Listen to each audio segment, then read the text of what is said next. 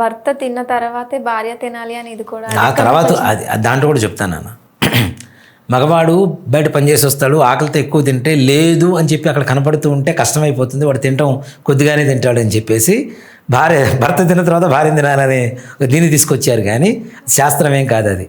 భార్య వడ్డించాలి. ఎందుకు వడ్డించాలి అంటే మగవాడికి అన్నం తినేటప్పుడు ఏ రకమైనటువంటి ఆలోచన ఉంటుందో దాన్ని అనుచరణలో పెడుతూ ఉంటాడు.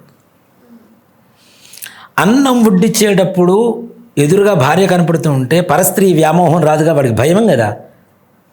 బాధ్యత కనపడుతోంది, భార్య అందమైన భార్య కనపడుతోంది, ఆమె వడ్డించే విధానంలో ప్రేమ కనపడుతోంది. ఈ విధానం ఎన్ని ఉన్నప్పుడు వేరే స్త్రీ మీద ఆలోచన రాదుగా. ఇప్పుడు అన్నం తినేటప్పుడు అమ్మాయి ఉంది, అమ్మాయితో మాట్లాడేది వాడు సాయంత్రం అనే పరిస్థితి ఎందుకు వస్తుంది అంటే వీడు ఒక్కడు తింటుంటే వస్తుంది. అదే భార్య ఎదురుగా వడ్డిస్తుంటే కనపడుతుందిగా. భార్య అన్నం తినేటప్పుడు ఏదైతే ఆలోచిస్తారో దాన్ని అనుకరిస్తూ ఉంటారు, ఆచరణలో పెడుతూ ఉంటారు. కాబట్టి ఎదురుగా భార్య ఉన్నప్పుడు వేరే ఆలోచన రాకుండా ఉండేందుకు భార్యను వడ్డించమని చెప్తారు. ఓకే.